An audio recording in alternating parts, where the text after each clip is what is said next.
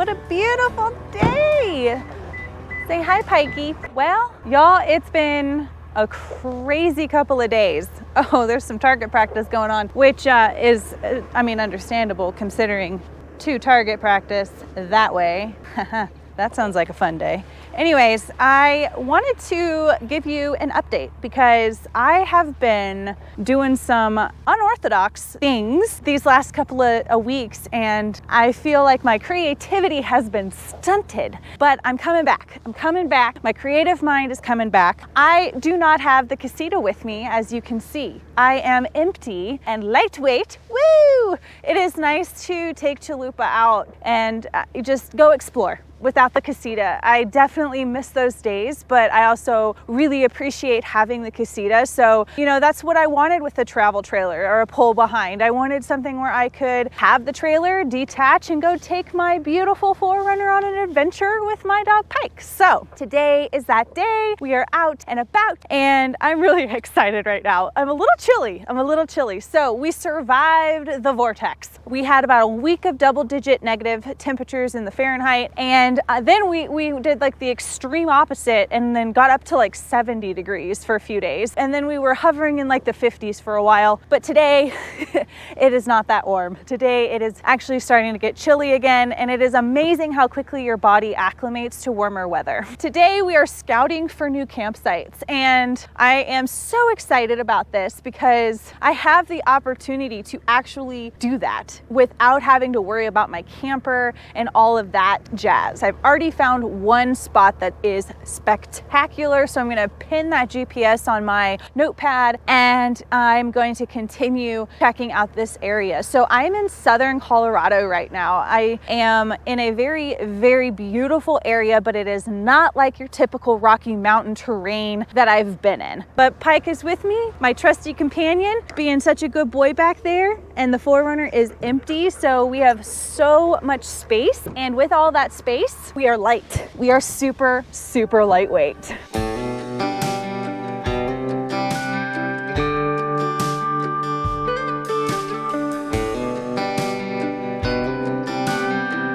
I posted a few stories on my channel and I got a lot of questions about what the heck I'm up to. So I thought I'd take a second to just kind of give you an update. So last week I helped my best friend Jordan move into her very first home, and I've been spending some much needed girl time with her, and she's given me such an amazing opportunity to park my trailer inside of her garage while I'm there helping her. And we've been having just a great time playing games and just hanging out, and hopefully we'll be able to go off-roading together soon. She's got a GX 470 that's built out for off-roading and camping and overlanding, and it's always a good time camping and overlanding and just simply off-roading or being just with my friend Jordan. So we restarted the whole Halo series, and we're in Halo 3 right now.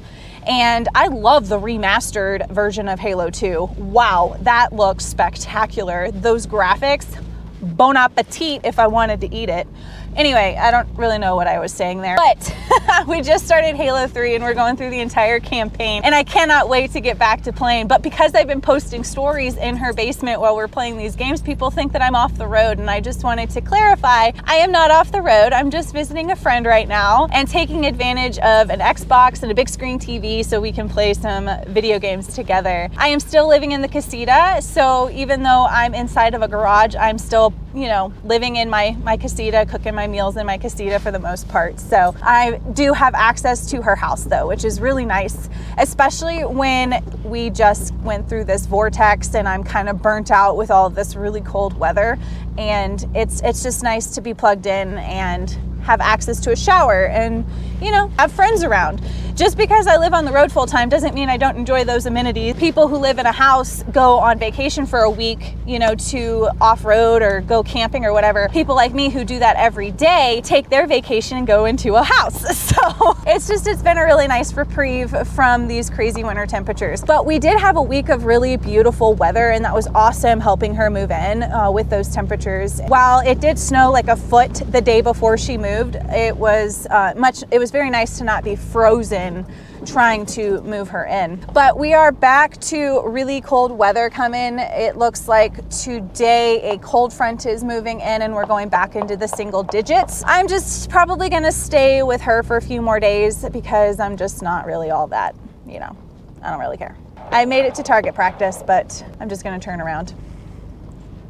I will say, now that it's just Pike and I, things are a lot different. And when I've camped in these areas before with all of those noises, Agron would always bark. And Pike doesn't seem to get triggered like Agron did. He's not the same temperament, so it might not be so bad, but the main reason is because Agron would constantly bark, and I just didn't find that enjoyable. I didn't think he found that all that enjoyable. I'm coming up on the spots that I could technically camp at, so here's one right here that looks pretty promising for a camper. It might be a little uneven, but it's pretty wide open and flat and a little bit more private than some of the other pull-off spots that I've seen. That's one I'm gonna consider coming back to. I should go ahead and pull over and pin this real quick. So I have at least one spot back here that is trailer friendly. I'm gonna keep that in mind. But there is another section of public land in this area that I originally had in my GPS. So I'm gonna head there next. It has some opportunities for camping as well. I just don't know what the road conditions are. Reading the reviews, it does look like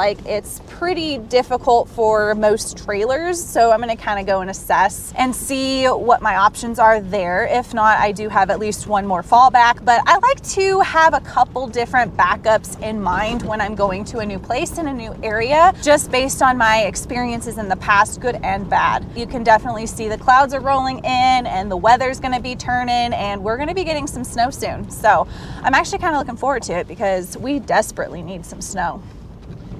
But this is a beautiful area. Oh my Lanta. And it's not that difficult. I mean, with a trailer, I just want to go a little bit slower than I am, but it's definitely beautiful. Definitely beautiful back here. Look at that view. Woo, beauty. God is such an artist. All right, I just pinned that location. So now let's head to the other location that I'm finding, because this one is not on a map. It's not on iOverland or anything. So I'm gonna save that one for me and go check out this next one. All right, we just pulled into the spot up the road that I was originally gonna camp at. And online, it looks like you need a permit to camp here, one of those off-roading camp permits or whatever for your off-road vehicles. But I don't see that being a requirement on this sign. So let's see. Just says stay 14 days, dispose of waste, be wise with your fire. And then it kind of shows you a map of all of the different campsites. And this is a really awesome spot. Again, you can still hear target practice up the road, but it's not that bad here. I did want to come and scout this because if I need the permit, those permits are good for a year, but they are not subject to your purchase date. So they expire in, I think, March, if I'm not mistaken, sometime soon. And I'm like, well, it's like almost March. I don't want to spend the money for it just to be expired in a week or a month or whatever it is. So I'm gonna go scout these campsites. I will say the road coming up here was pretty rough if I were to bring a trailer. So I might want to go drive that road again just to be sure I wouldn't do some serious damage. But I can say right now, if it is wet outside, like it's raining or muddy, I would not want to come up here. I feel like that would just be bad. I'm all tangled here. Let's go check out this this location and see if there's some good camping here, because it doesn't look like I need that permit according to the sign, unless there's another sign up here that I've missed. I mean, worst case scenario, I just buy the permit. It's not the end of the world. I just don't like buying a permit that's going to expire in a month. So anywho, let's see what's up.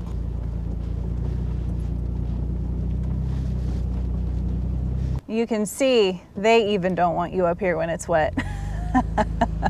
I wonder if that means that they've had to recover a lot of people back here because people probably get stuck. Calling a Matt's off-road or something. I don't want to be that person. Here is campsite 5. Apparently I've gone through 5 campsites and I didn't see them. So kind of small, but got a fire pit.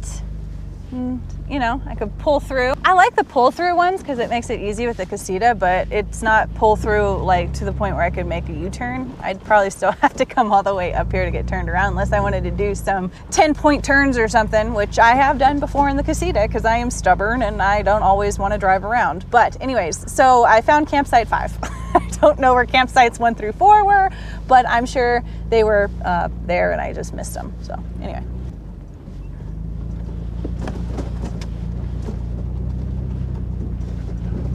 Looks like someone is parked in Camp 6, which is a nice big spot. Okay, I think I did see one other spot. It just looked like a big parking lot, but now that I'm seeing that these campsites, I think that was actually a campsite. Here's another one. So, oh, is that a campsite? Or is that a road? Oh, that's a road. Okay. Well, let's go that way. I think it's a loop, so we're gonna go check it out. So this is a pretty cool spot back here. So if I can get my comfort level up this main road coming in, I would totally bring the camper up here. Got Primitive Road, which is where like sites, I think 7 and 8 and a few others might be.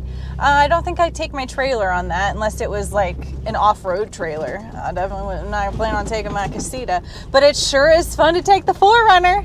I found maybe 2 spots that would be conducive with the trailer, but these roads are pretty rough, especially with it being like in this early, like late winter. They had a lot of snow that just melted, so it's pretty rutted out. It's still pretty soft. I haven't had to put it in 4-wheel drive yet, but I probably could, especially going up a hill and then going down for brake control. But yeah, there's still a little bit of snow on the ground right there, but yeah, these roads are pretty fun. I think if you knew what you were doing and just had really good self-awareness with off-roading and with a trailer, it probably is doable, but I don't know about the Casita. The Casita sits so low to the ground. Man, it's so fun. There's another campsite back there. Not really sure what that one is. That one doesn't look very good. But let me just show you these views. Wow. Look at that. That would be a very nice spot to camp and have a view like that. But yeah, you gotta deal with these rutted roads. I probably should put it in 4-wheel drive. Yeah, the rock I'm going over right now, the 4Runner has no problem with, but that Casita might struggle. I'd have to really get that tire alignment right. Otherwise, some of these rocks would rip off the black tank. I think I might go ahead and put this in 4-wheel drive just because it's getting a little muddy and bumpy and I want to have good traction. I don't need to put my locker on, so I don't think it's going to be anything crazy like that. I think it's just fresh snow melt, super soft.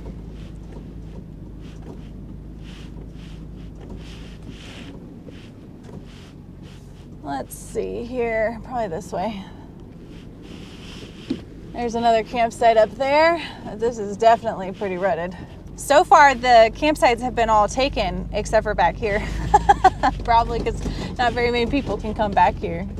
But this is where most of the campsites are. And some of them are not big. Like this one here is campsite 11, and it's very tiny.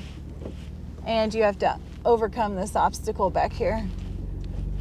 Man, this is like a true off-road course.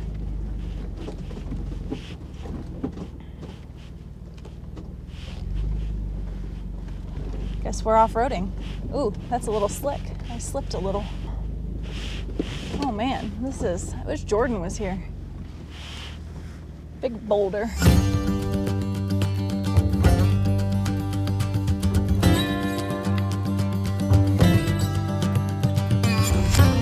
It is soft. Oh, did we reach the end of the road? I don't feel like opening gates, so I guess we're turning around. Oh man, I thought it was a loopy-loop, but I guess not. Then we gotta do those obstacles again.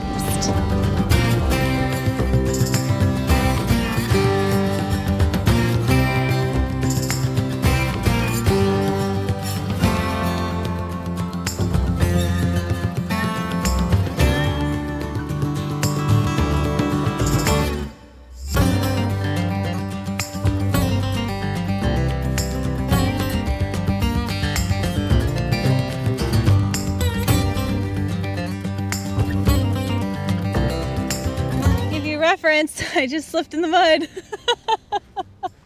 Woo! I just finished scouting this area and I have 3 potential campsites that I could bring the Casita to as long as I take it easy up this road. And if those 3 campsites happen to be taken, it's really hard for me to find a place to turn around back here, but I'm not going to stress about that.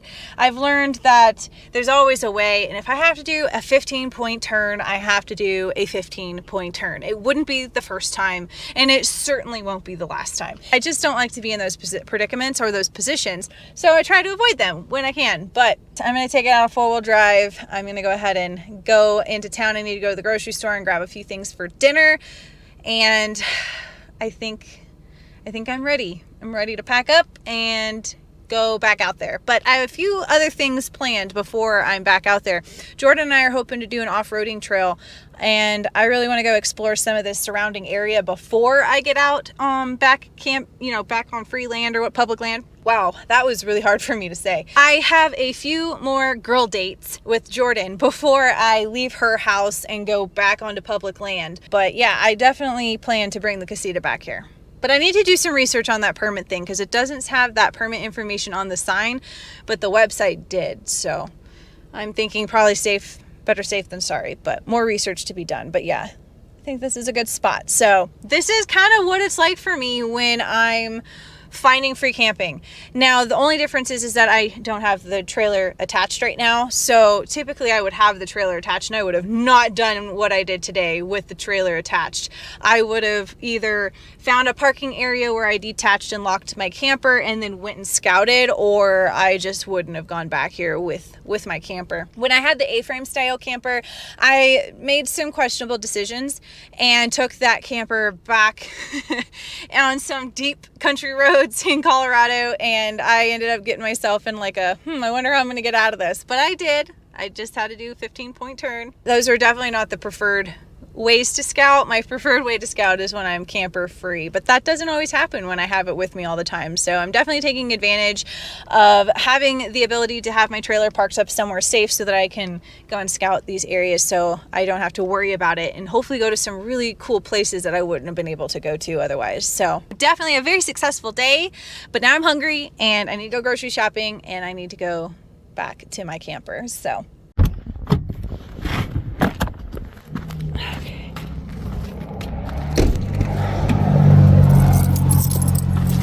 oh, sorry, buddy.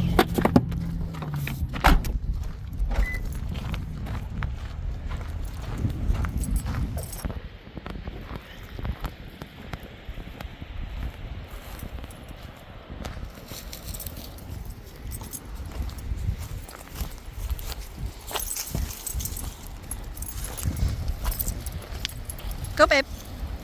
Okay. I just let him sniff. Let him sniff because this is his time. And as he's sniffing, I get to look at this and have my time. Look how beautiful this is.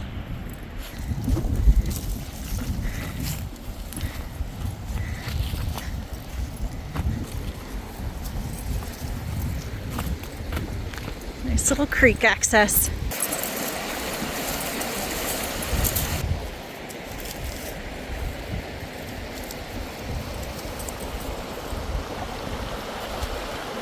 This is definitely where the cows come to hang out, so we're gonna just appreciate it from afar.